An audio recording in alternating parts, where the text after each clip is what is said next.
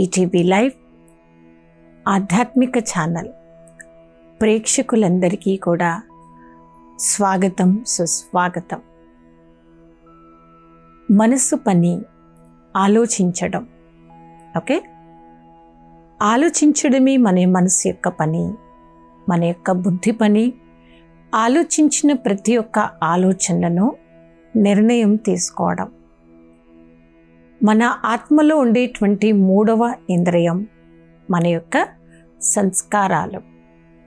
Okay, మనసు, బుద్ధి, సంస్కారం అనేది మన ఆత్మలో ఉండేటువంటి సూక్ష్మమైన ఇంద్రియాలు. కొన్నిసార్లు అన్నిస్తూ ఉంటాం, నా మనసులో కూడా లేకుండేనండి, నా ఇంటెన్షన్ మనసులో లేకుండే, కానీ నేను ఎందుకు అలా అనేసాను అని. కొన్నిసార్లు ఏమంటుంటా, నా మనసులో మనసు లేదండి, ఎక్కడో ఎక్కడో ఎక్కడో యాబ్సెంట్ అవుతూనే ఉంటుంది, ముందులాగా ఇప్పుడు లేదు అని. అన్నీ కూడా మనం మనసు గురించి చెప్తూ ఉంటాం. మరి మనసుని ఎవరైనా చూసారా ఇప్పటివరకు? లేదండి. మన మనసుని ఎవ్వరు కూడా చూడలేము, అది కనపడదు. మన యొక్క మనస్సు అంటే మన యొక్క మైండ్. మనసు యొక్క పని సంకల్పాల శక్తి. ఆ విధంగా మనం ఎలా సంకల్పం చేస్తామో మనం అలాగే తయారవుతాం. ఇది నియమం. ఎలా ఆలోచిస్తారో అలాగే తయారవుతారు. ఎలాంటి భోజనం మీరు తింటారో అలాంటి మాటలే వస్తాయి. ఎలాంటి నీళ్లు మీరు తాగుతారో అలాంటి మాటలే వస్తుంటాయి. వీటికి 100% లింకు ఉంటుంది. ఎలా ఆలోచిస్తే అలాగే తయారవుతాం. ఎలాంటి భోజనం తింటామో అలాగే మాట్లాడతాం. ఎలాంటి నీళ్లు తాగుతామో అలాంటి మాటలే వస్తాయి. ఎలాంటి సహవాసంలో ఉంటామో అదే రంగు మనకు అంటుతూ ఉంటుంది. మంచి సహవాసంలో ఉండేటువంటి ఒక యోగి ఆత్మ యొక్క సహవాసంలో ఎంత ఎక్కువ టైం మనం ఉంటామో అప్పుడు ఆ యోగి ఆత్మ యొక్క మంచి పాజిటివ్ మంచి సహవాసం యొక్క రంగు మనను కూడా మార్చేస్తూ ఉంటుంది. కాబట్టి మంచి సహవాసం మన ఆత్మను ఒడ్డుకు చేరుస్తుంది. కానీ చెడు సహవాసం మనను పూర్తిగా భ్రష్టం చేస్తూ ఉంటుంది. ఇప్పుడు చూడండి, మనం చిన్న ఏజ్లో ఉన్నప్పుడు మన మదర్స్ మనకి ఇప్పుడు చెప్తూ ఉండేటువంటి వారు, డల్ స్టూడెంట్ ఉన్నాడు అనుకోండి క్లాస్ రూమ్లో, మన మదర్ కానీ ఫాదర్ కానీ ఏం చెప్పేవారు? ఆ పిల్లోడితో మీరు ఎక్కువ మాట్లాడకండి, ఎక్కువ మీరు ఫ్రెండ్లీగా ఉండకండి. ఓకే, ఏదైనా మీకు నచ్చకపోతే మీ టీచర్కి మీరు కంప్లైంట్ చేసి ప్లేస్ చేంజ్ చేయండి. అలాంటి మాటలు మనకు చెప్తూ ఉండేటువంటి వారు. దీని కారణం ఏంటంటే సహవాసం యొక్క దోషము. చెడు సహవాసంలో ఎంత ఎక్కువగా ఉంటామో ఆ చెడు సహవాసం ద్వారా మన యొక్క బుద్ధి కూడా అలాగే పాడవుతూ ఉంటుంది, భ్రష్టం అవుతూ ఉంటుంది. కాబట్టి ఆలోచన విధానం పాజిటివ్గా మార్చుకోవడమే మనం నేర్చుకోవాల్సినటువంటి మెయిన్ సబ్జెక్ట్. ఇప్పుడు చూడండి, ఈ రోజుల్లో ప్రతి ఒక్కరు అందరం వాడుతున్నాం, మొబైల్ వాడుతూ ఉంటాం, టీవీలు చూస్తూ ఉంటాం, మూవీస్ చూస్తూ ఉంటాం. అవునా? ప్రతి ఒక్కరు కూడా ఈ రోజుల్లో మన మీడియాను అందరం వాడుకుంటూ ఉన్నాం, వాడుకోవాలి. కానీ అది చూసిన తర్వాత, అది విన్న తర్వాత ఆ దృశ్యం యొక్క ప్రభావం మీ మైండ్ సెట్ పైన ఎలా పడుతుంది అది మీరు చెక్ చేసుకుంటున్నారా? అది చూసిన తర్వాత మీ ఆలోచనలు బ్యాడ్గా అయిపోయాయి. కొద్దో గొప్ప అందరితో మీరు ప్రేమగా ఉండేటువంటి వారు చెడు దృశ్యం చూసిన తర్వాత మీకు తెలియకుండానే అతిగా చెడే ఆలోచిస్తున్నారనుకోండి, చాలాసార్లు మనం చూసిన చెడు దృశ్యాన్ని మర్చిపోవడానికి టైం పట్టవచ్చు. ఫర్ ఎగ్జాంపుల్గా, ఎవరో ఒక ఎక్స్ అండ్ వై ఒక వ్యక్తి రోడ్డుపై వెళ్తున్నప్పుడు ఆ వ్యక్తికి కుక్క కరవడం మీరు చూశారు. దాని ముందు మీకు కుక్క అంటే పెద్దగా కోపం లేదు, బ్యాడ్ ఇంప్రెషన్ లేదు, గుడ్ ఇంప్రెషన్ లేదు. కానీ మీరు ఆ వ్యక్తికి కుక్క కరవడం, కాళ్ళ నుండి బ్లడ్ రావడం, అతన్ని అడ్మిట్ చేయడం, అతనికి అన్ని ఇంజెక్షన్లు ఇవ్వడం, ఆయన గట్టిగా ఏడవడం, ఇవన్నీ ఎప్పుడైతే మీరు చూసారో మీ సబ్కాన్షియస్ మైండ్లో బలంగా ఏ దృశ్యం పోయింది? బ్యాడ్ దృశ్యం. దాని తర్వాత మీకు తెలియకుండానే కొన్ని రోజులు అయ్యాక మీరు ఫ్రెండ్ ఇంటికి వెళ్ళాల్సి వచ్చిందనుకోండి, అప్పుడు మీ ఫ్రెండ్ని ఒక మాట అడుగుతారు. ఏం అడుగుతారు? మీ ఇంట్లో కుక్క అయితే లేదు కదా అని అడుగుతారు. ఇంతకుముందు అడగలే కానీ ఇప్పుడు ఎందుకు అడిగారు?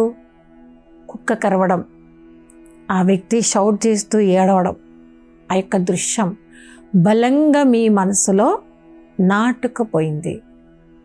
ఓకే, మన యొక్క మైండ్లో conscious mind, sub conscious mind రెండూ ఉంటాయి. బలంగా ఏ దృశ్యం అయితే మన సబ్ కాన్షియస్ మైండ్లో వెళ్ళిపోతుందో, అది గుడ్ కానివ్వండి, బ్యాడ్ కానివ్వండి, దాన్ని మార్చుకోవడం సంవత్సరాలు అయిపోయినా కానీ అందరి కోసం అది ఈజీ కాదు. అనేస్తూ ఉంటాం, మామూలుగా నేను బాగానే ఉంటాం, వారి మొహం చూస్తే నాకు ఏమైపోతుందో ఏమో తెలియదు, కానీ నా ఆలోచనలు అన్నీ మారిపోతూ ఉంటాయి.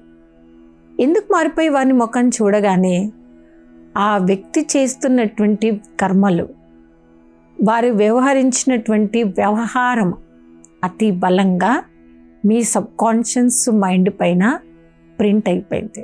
ఏదైనా ప్రింట్ అయిపోయింది అనుకోండి, తొందరగా మర్చిపోతామా? మర్చిపోలేకపోతూ ఉంటాం. దాని తర్వాత రిజల్ట్ అన్నిసార్లు గుడ్ రిజల్ట్ దొరకదు. మీరు ప్రింట్ చేసుకున్నటువంటి కలర్ బ్లాక్ అయిపోయింది అనుకోండి, మీ థింకింగ్ కూడా ఎలా నడుస్తుందండి? బ్లాక్ బ్లాక్ బ్లాక్ బ్లాక్ అంటే నెగిటివ్. Black means negative. ఆ నెగిటివ్ థాట్సే మీకు అతిగా వస్తూ ఉంటాయి. అతిగా నేను నెగిటివ్గా ఆలోచించటంతో, బ్యాడ్గా ఆలోచించటంతో దుఃఖపెట్టేది ఎవరవుతుంది? అది నేనే అవుతూ ఉంటాను. నా వ్యవహారం మారిపోయింది, నా దృష్టి విధానం మారిపోయింది, నా మాట్లాడే విధానం కూడా మారిపోయింది. ప్రతి దానిలో నెగిటివే ఉంది, బ్యాడే ఉంది, వేస్టే ఉంది. ఫైనల్గా రిజల్ట్లో నష్టపోయేది, లాస్ అయ్యేది ఎవరండి? సెల్ఫ్, మనమే. అందుకే ఒక పుణ్యాత్ముడు, ఒక యోగి ఆత్మ అనండి, ఒక పవిత్ర ఆత్మ కానివ్వండి, మనకు వినిపించినటువంటి గొప్ప మాట భగవద్గీతలో కూడా ఈ మాట రాయబడి ఉంది. మీకు ఎవ్వరు కూడా మంచి శత్రువులు ఈ భూమి మీద లేరు. అలానే మీకు ఎవ్వరు కూడా మంచి మిత్రులు కూడా ఈ భూమి మీద ఎవరూ లేరు. మనకి ఎవ్వరు మిత్రులు కూడా లేరు, మనకి ఎవరు శత్రువులు కూడా లేరు. ఆత్మ తనకు తానే మిత్రువు, తనకు తానే శత్రువు. స్వధర్మాలు ఆత్మను ఎంత సుఖపెడతాయో పరధర్మం మన ఆత్మను అంత దుఃఖపెడుతుంది అని ఇది శివ భగవాను వాచ. ఓకే, పరధర్మాలు, మన స్వధర్మాలు ఏంటి? సుఖము, శాంతి, పవిత్రత, జ్ఞానము, శక్తి, సంతోషం. మన ఆత్మ యొక్క స్వధర్మాలు. మీరు శాంతచిత్తంగా ఉన్నారనుకోండి, రిలాక్స్గా ఉంటారు. కానీ మీరు క్రోధంగా ఉన్నారు, ఆవేశంలో ఉన్నారు, చిరాకు వస్తుంది, ఇరిటేట్ అవుతున్నారు. దుఃఖపడేది ఎవరండి? సెల్ఫ్. మీకు మీరే దుఃఖపడతారు. ఎదుటి ఆత్మను చూడగానే మీకు ఈర్ష్య మొదలైంది, క్రోధం మొదలైంది. దుఃఖపడేది ఎవరండి? ఎదుటాత్మ. వారి పొజిషన్లో వారు హాయిగానే ఉంటారు. కానీ ఆ ఎదుటి ఆత్మ గురించి బ్యాడ్గా ఆలోచించి వారి గురించి బ్యాడ్ కోరుకొని దుఃఖపడుతుంది. అటువైపా ఇటువైపా? నా వైపు. అందుకే అంటారు, మనకి మనమే మిత్రువు అయ్యాము, మనకు మనమే శత్రువయ్యాం. ఎవరి గురించో నేను వేస్ట్ థింక్ చేస్తూ, వ్యర్థం కోరుకుంటూ, కీడు కోరుకుంటూ, వారికి చెడు జరగాలి అని ఓవర్గా మనం థింక్ చేయటంతో కర్మ సిద్ధాంతం మనకి నేర్పించేది ఏంటంటే, ఒక బాల్ ఉందనుకోండి, ఒక బాల్ని తీసుకెళ్ళి ఎంత బలంగా మీరు గోడకేసి కొడతారో అంత బలంగా అదే బాలు ఎక్కడొచ్చి కొడుతుందండి, మనకే వచ్చి కొడుతుంది. ఇది మన యొక్క నెగిటివ్ థాట్స్, పాజిటివ్ థాట్స్ యొక్క ప్రభావం. ఓకే, మీరు ఎంత ఎక్కువగా నెగిటివ్ కోరుకుంటారో, నెగిటివ్ ఆలోచిస్తారో, ఎంత బలంగా మీరు విసిరేస్తారో అంత బలంగా రిఫ్లెక్ట్ అయ్యి అది అటువైపు కాదండి మన వైపే కొడుతుంది. ఇది అతి అద్భుతమైనటువంటి కర్మ సిద్ధాంతాన్ని మనం ప్రతి ఒక్కరిని నేర్చుకుందాము. ఏ విధంగా నేను హాయిగా ఉండాలనుకుంటానో, సుఖంగా నేను ఉండాలనుకుంటానో, సేమ్ నాలాగే ఎదుటి ఆత్మ గురించి కూడా ఏం కోరుకుంటుందండి, వారు కూడా వారి స్థానంలో నా అంత సుఖంగానే ఉండాలనుకుంటున్నారు.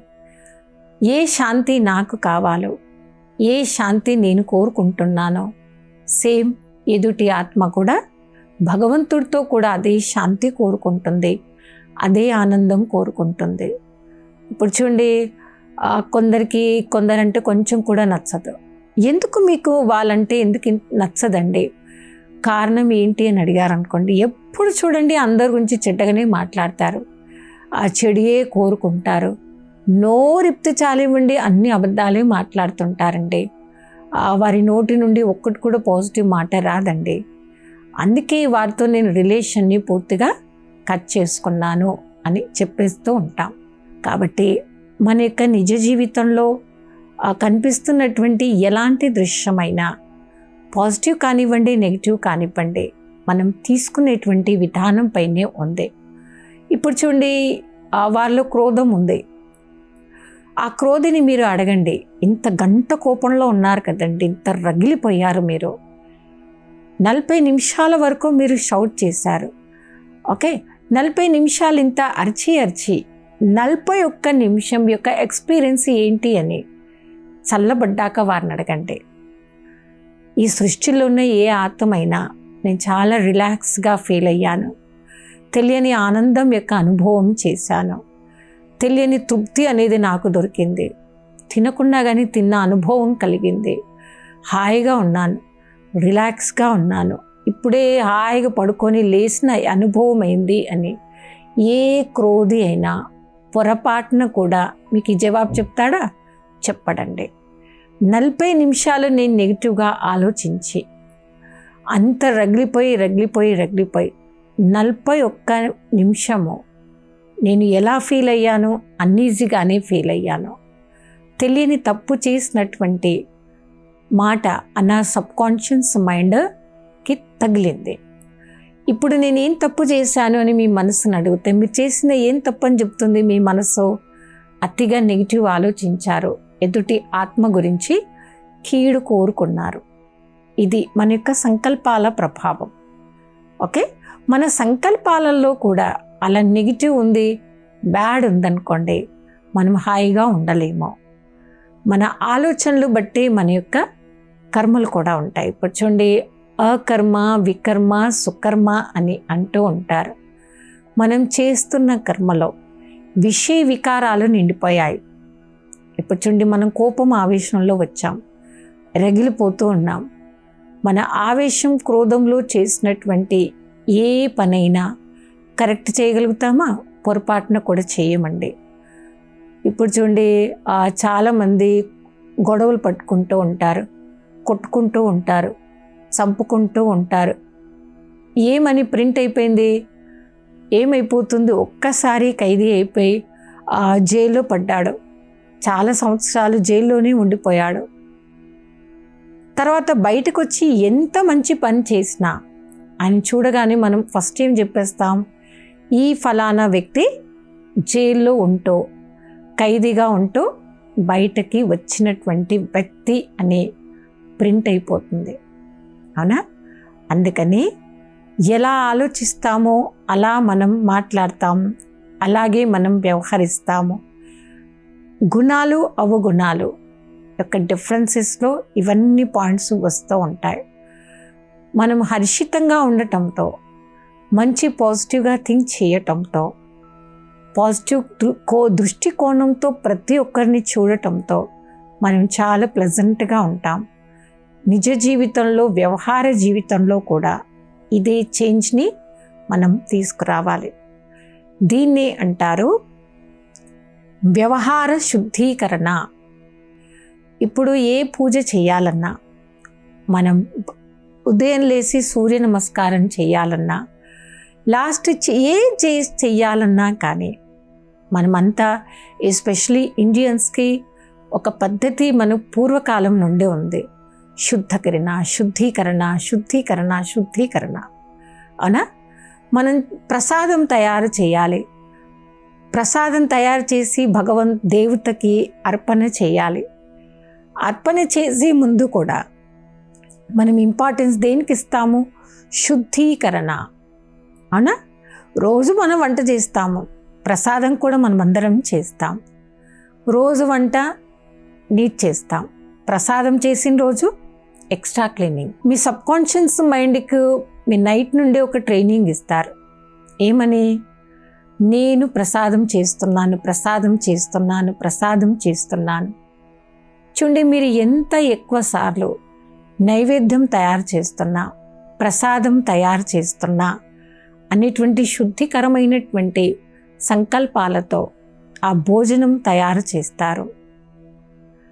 ఇక్కడ తయారు చేస్తున్నంత సమయం ఏ సంకల్పాలు మీరు చేస్తారు, ఏ ఆలోచనలు మీరు చేస్తారో, మీ యొక్క సంకల్పాలు, మీ యొక్క ఆలోచన యొక్క వైబ్రేషన్స్, అది ఉడుకుతున్నంతసేపు నెగిటివ్ కానివ్వండి, పాజిటివ్ కానివ్వండి, తయారవుతున్న భోజనంలో కలిసిపోతుంది ఆ వైబ్రేషన్స్. ఓకే? ఆ వైబ్రేషన్స్ అందులో కలిసిపోగానే మీకు తెలియకుండానే అదే తయారు చేసుకున్నారు, అదే మీరు తిన్నారు. అందుకే దాని తర్వాత ఏమైపోతుంది? దృష్టి విధానం, మాట్లాడే విధానం, చూసే విధానం, టోటల్ అన్నిట్లో కూడా మార్పు అనేది వచ్చేసింది, వస్తూనే ఉంటుంది. అలా మార్పు వచ్చేయంగానే కొన్నిసార్లు అంటుంటాం, టేస్ట్గా ఉండట్లేదండి, ఎన్ని రకాల మసాలాలు వేసినా కానీ అలాంటి ఆనందం అనేది రావటం లేదు, అలాంటి అనుభూతిని నేను ఎక్స్పీరియన్స్ చేయలేకపోతున్నాను అని అనేస్తూ ఉంటాం. ఇది మన యొక్క సంకల్పాలలో, మన యొక్క మాటల్లో, మన యొక్క వ్యవహారంలో ఇన్ని రకాల మార్పు రావడానికి ఎక్కడి నుండి స్టార్ట్ అవుతుంది? మన యొక్క సంకల్పాలు, మన యొక్క థాట్స్ ఉంటాయి. సో మన యొక్క థాట్స్ ఎప్పుడు పాజిటివ్గా ఉండాలి అంటే మనం మంచి సావాసంలో ఉండడం చాలా అవసరం. అందుకని ప్రతిరోజు తప్పకుండా మీరు సమయాన్ని తీయండి మంచి మాటలు వినడానికి. ఓకే? అందుకే అంటుంటారు, ఏ వ్యక్తి అయితే సహవాసంలో ఉండడానికి, మంచి సహవాసంలో ఉండడానికి సమయాన్ని కేటాయిస్తారో ఖచ్చితంగా మంచి సహవాసం యొక్క రంగు వారికి అంటుతుంది. కాబట్టి వారి డే అంతా హ్యాపీగా ఉంటారు. హ్యాపీగా ఉంటూ ఇతరులను కూడా హ్యాపీగా ఉండనిస్తారు. ఓకే? మనం ఈ రోజు నుంచి మొదలు పెడదాము. మంచి సహవాసంలో ఉండడానికి మనం ప్రయత్నిద్దాం. మంచి సహవాసం దొరకడానికి మనం ఎక్కువగా వెతకాల్సిన పని లేదు, పరిగెత్తాల్సిన పని లేదు. మీ ఫ్యామిలీలోనే ఉండండి. ఏ వ్యక్తితో ఇంతకాలం మీరు ఉన్నారు వారితోనే ఉండండి. కానీ దేన్ని మార్చుకోండి? మీ యొక్క యాటిట్యూడ్ని పాజిటివ్గా మార్చేయండి. మాట్లాడే విధానంలో రెస్పెక్ట్ ఇస్తూ రెస్పెక్ట్ని తీసుకోవడం. ఓకే? ఈ రోజుల్లో చూడండి, ప్రతి ఒక్కరు కూడా ఒక్కొక్కరికి ఒక్కొక్క దాహం అనేది ఉంటుంది. ఒక్కొక్కరికి ఒక్కొక్క లాంటి కోరికలు ఉంటాయి. ఒక్కొక్కరి ఇంటెన్షన్ ఒక్కొక్కలాగా ఉంటుంది. కానీ ఎలాంటి వ్యక్తి అయినా కానివ్వండి, ఎంత క్రోధం ఆవేశంలో ఉన్న వ్యక్తి అయినా కానివ్వండి, మీరు ప్రేమపూర్వకమైన దృష్టితో, ప్రేమపూర్వకమైనటువంటి మాటల ద్వారా కూడా మనం క్రోధము ఆవేశంలో ఉన్న వ్యక్తి యొక్క ఆ మైండ్ సెట్ని మనం మార్చవచ్చు. మనం మంచి దృష్టి ద్వారా కూడా, మాటల ద్వారా, దృష్టి ద్వారా కూడా పరమాత్మ ఈశ్వరుడు మనందరికీ ఇస్తున్నటువంటి సందేశం అనుసారంగా మనం ప్రతి ఒక్కరిలో గుడ్ చేంజ్ని తీసుకురావచ్చు. కాబట్టి ఇప్పటివరకు మనం చర్చించుకుంటున్నటువంటి మూల అంశము మన యొక్క సంకల్పాలలో శుద్ధీకరణ చేయడం, మంచి సంకల్పాలతో మనలో పరివర్తన, స్వపరివర్తనతో పాటు పూర్తి విశ్వంలో కూడా పరివర్తన తీసుకురావచ్చు. స్వపరివర్తనతో విశ్వ పరివర్తన, విశ్వంలో పరివర్తన అనగా ఈ పూర్తి సృష్టిని సుఖమయంగా మనం ఈజీగా మార్చవచ్చు. కాబట్టి ఫస్ట్ మీ యొక్క ఆలోచన విధానాన్ని, కర్మల విధానాన్ని పాజిటివ్గా మార్చుకుంటే సుఖమయమైనటువంటి జీవితం యొక్క అనుభూతిని మీరంతా సహజమైన రీతిలో చేయవచ్చు. దానికోసం మనం చేయాల్సింది ఫస్ట్ చేంజ్. ఎక్కడి నుండి మనం స్టార్ట్ చేయాలి? నా యొక్క థింకింగ్ పాజిటివ్గా ఉందా, నెగిటివ్గా ఉందా? కొంచెం ఎక్కువగా మనం నెగిటివ్ ఆలోచించినప్పుడు ఎలా ఫీల్ అవుతున్నాం? నేను హ్యాపీగా ఉండాలి అంటే పాజిటివ్గా ఆలోచించినప్పుడు నేను ఎలా ఫీల్ అవుతున్నాను అని కొంచెం మనం టైం తీసి ఆలోచించినప్పుడు మన యొక్క లైఫ్ ఎక్స్పీరియన్సే చెప్తుంది నేను ఎంత చెడ్డగా ఆలోచిస్తున్నాను, అంత ఇరిటేట్ అవుతూ ఉన్నాను. దాంతో నా యొక్క బ్రెయిన్ ఎనర్జీ కూడా ఏమవుతుంది? వేస్ట్ అవుతుంది, పాడవుతూ ఉంటుంది. ఎక్కువగా ఓవర్ థింక్ చేయటంతో రాను మనకు తెలియకుండానే మన బుర్ర కూడా వేడెక్కిపోతుంది. బుర్ర వేడెక్కిపోవడం అంటే అర్థం ఏంటండి? క్రోధము, ఆవేశం అనేది పెరుగుతూ ఉంటుంది. ఓకే, ఆ ఇంట్లో కుకింగ్ చేసేటువంటి ఆ గృహిణి మాతలందరికీ ఎక్స్పీరియన్స్ ఉంటుంది. కుక్కర్లో ప్రెజర్ ఎక్కువైనప్పుడు ఆ కుక్కర్ ఏం చేస్తుంది? సీటీ కొడుతుంది. సీటీ కొట్టి మనకు ఒక మెసేజ్ ఇస్తుంది. కుక్కర్ ఏం మెసేజ్ ఇస్తుందండి? నాలో ప్రెజర్ ఎక్కువైపోయింది కాబట్టి మీరు తొందరగా ఏం చేయండి? మీరు మంటను కట్టగించండి, స్టాప్ చేయండి. ఇప్పుడు చూడండి, ప్రెజర్ కుక్కర్కి సీటీ ఉంది కాబట్టి అది మనకు జవాబు చెప్తుంది. ఏమని చెప్తుంది మీకు? నాలో ప్రెజర్ ఎక్కువైంది కాబట్టి సీటీ కొట్టి మీకు పొయ్యి ఆర్పేయమంది. కానీ మన యొక్క హ్యూమన్ బాడీకి, మన యొక్క బ్రెయిన్కి ఏం లేదండి, ప్రెజర్ ఎక్కువ బ్రెయిన్లో అయిపోతుంది కానీ సీటీ కొట్టడానికి, మీకు జవాబు చెప్పడానికి సీటీ లేదు కదండి, వెయిట్ అందులో ఏమీ లేదు.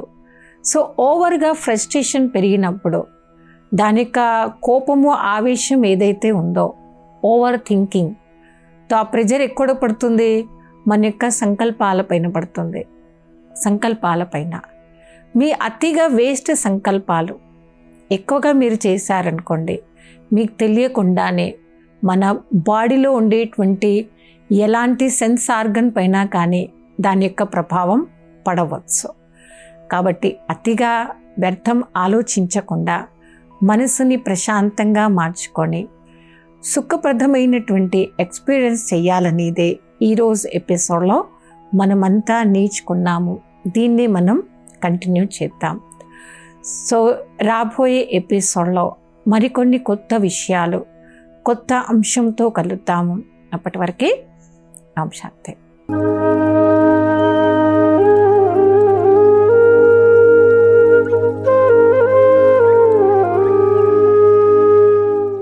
ఈ కార్యక్రమాన్ని తిరిగి చూడాలనుకుంటే www.youtube.com/@ETV Life Spiritual లో చూడవచ్చు.